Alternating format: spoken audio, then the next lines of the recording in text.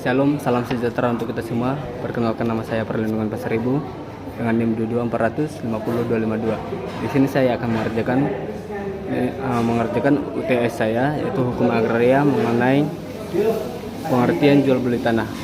Selamat menyaksikan. Pengertian jual beli tanah menurut UU PA. Jual beli tanah merupakan suatu perbuatan di mana seseorang melepaskan uang untuk mendapatkan barang yang dikehendaki secara sukarela. Dalam pasal 1457 KUHP dikatakan bahwa jual beli adalah suatu persetujuan dengan mana pihak yang satu mengikat dirinya untuk menyerahkan suatu kebendaan dan pihak yang satu membayar harga yang telah ditetapkan. Terkait jual beli tanah, UU PA tidak secara jelas mengenai pengertian jual beli tanah itu sendiri, tetapi hanya mengatur mengenai jual beli tanah dalam pasal 26 ayat 1 dan 2. Pengertian jual beli tanah dalam hukum tanah nasional adalah jual beli tanah dalam pengertian hukum adat. Hukum agraria yang berlaku adalah hukum adat sebagaimana yang dimiliki yang demikian termuat dalam pasal 5 Undang-Undang Pokok Agraria. Yang selanjutnya sini pengertian jual beli tanah menurut hukum adat. Pengertian jual beli tanah menurut hukum adat yaitu perbuatan hukum penyerahan tanah untuk selama-lamanya dengan penjual menerima pembayaran sejumlah uang, yaitu harga pembelian. Pengertian jual beli tanah menurut hukum adat merupakan perbuatan pemindahan hak, yaitu sifat tunai, real, dan terang. Terang berarti perbuatan hukum jual beli tanah tersebut benar-benar dilaksanakan di hadapan kepala adat atau kepala desa atau di hadapan pejabat pembuat akta tanah yang berwenang. Nah, di sini yang selanjutnya ada prosedur transaksi jual beli tanah. Prosedur jual beli tanah menurut UU PA. Sebelum membeli sebidang tanah, maka kiranya perlu dilakukan secara hati-hati dikarenakan banyak terjadinya hal-hal bersifat kurang menguntungkan di kemudian harinya bagi pembeli. Misalnya, tanah dalam keadaan sengketa ataupun tanah terletak dalam kondisi daerah yang terkena penertiban dan sebagainya. Di sini tata cara dalam pelaksanaan menurut UU PA dengan peraturan pelaksananya secara sederhana dapat diuraikan sebagai berikut. Yang pertama, calon pembeli dapat menjual sepakat untuk melakukan jual beli menentukan sendiri segala sesuatunya tentang tanah dan harganya. Yang kedua, calon pembeli dan penjual datang sendiri untuk mewajibkan kepada orang lain dengan surat khusus menghadap kepada pejabat membuat akta tanah atau PPAT kepada kecamatan, notaris, dan lainnya yang diangkat oleh pemerintah. Yang ketiga, dalam hal tanah yang akan dijual itu belum dibukukan atau belum bersertifikat, maka diharuskan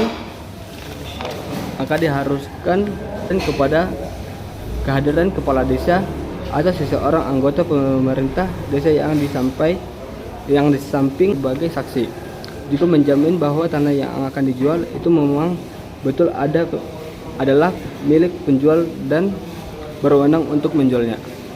Yang keempat, dalam hal tanah yang akan dijual sudah dibukukan, sudah ada sertifikat, dihadiri oleh 2 saksi. Tidak harus kepala desa atau anggota pemerintah desa.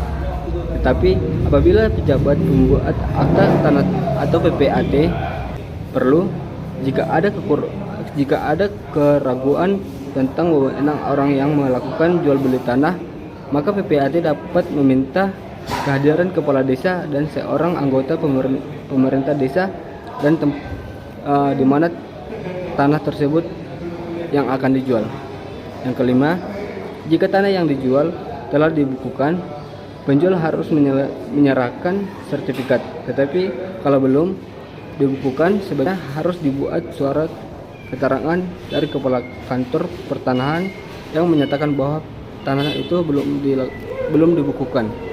Yang keenam, setelah PPAT merasakan cukup persyaratan, tidak ada halangan atau upaya dan persengketaan, dan tidak ragu-ragu lagi, maka PPAT membuat akta jual beli tanah tersebut.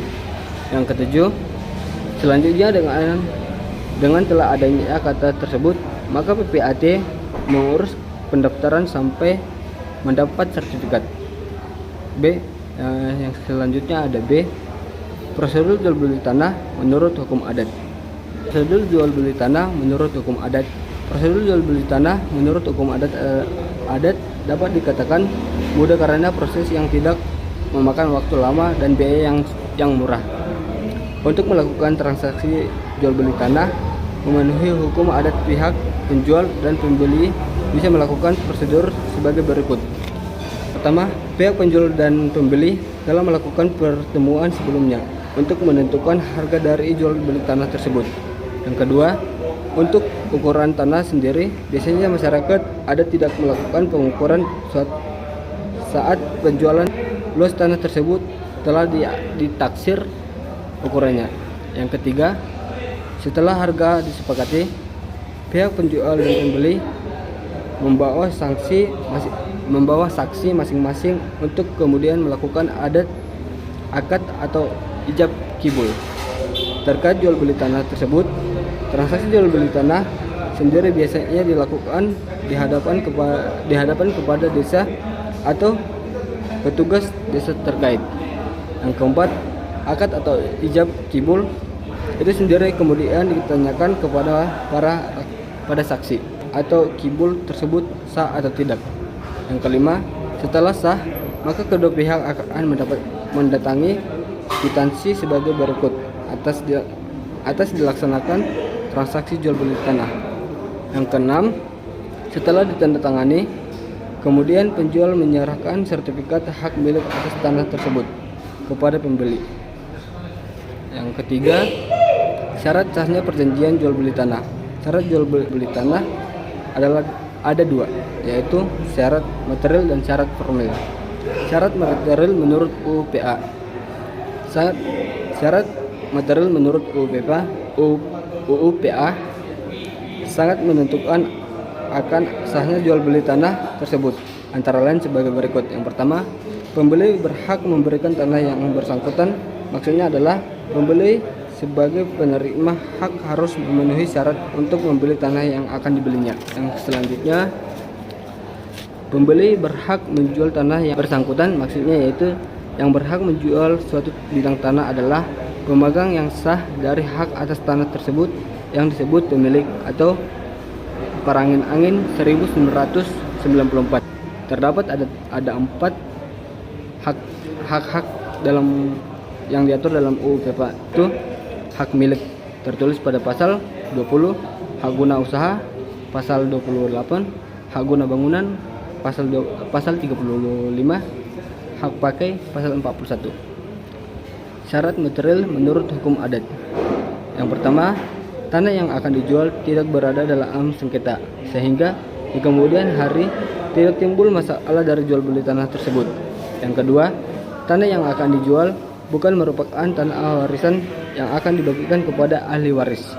Yang ketiga, pembeli merupakan pemilik sah tanah tersebut yang dibuktikan dengan sertifikat hak milik atas tanah. Baru yang selanjutnya ada di sini syarat formil menurut UU PA. Syarat formil pembeli tanah baru bisa dilakukan apabila syarat material sudah terpenuhi. Maka di sini peran PPAT diperlukan untuk membuat akta jual beli. Akta jual beli diatur dalam pasal 37 Peraturan Pemerintah Nomor 24 Tahun 1997 tentang pendaftaran tanah, atau selanjutnya disingkat PP Nomor 24 Tahun 1997 dalam pelaksanaan jual beli yang dibuat oleh PPAT adalah hal yang harus diperhatikan, yaitu perhatikan yang pertama, akte tersebut harus dihadiri oleh para pihak yang melakukannya. Jual beli atau kuasa yang sah dari penjual dan pembeli serta disaksikan oleh 2 orang saksi. B. Syarat formil menurut hukum adat. Syarat formil dalam hukum adat juga berlaku setelah syarat material terpenuhi. Dalam hukum adat, syarat formil yang harus dipenuhi hanyalah akad atau ijab kibul atas transaksi jual beli tanah tersebut dan harus dihadiri oleh para saksi baik dan pihak penjual maupun pembeli. Cukup sekian vlog dari saya. Jika ada tutur kata yang kurang berkenan, saya mohon maaf. Terima kasih.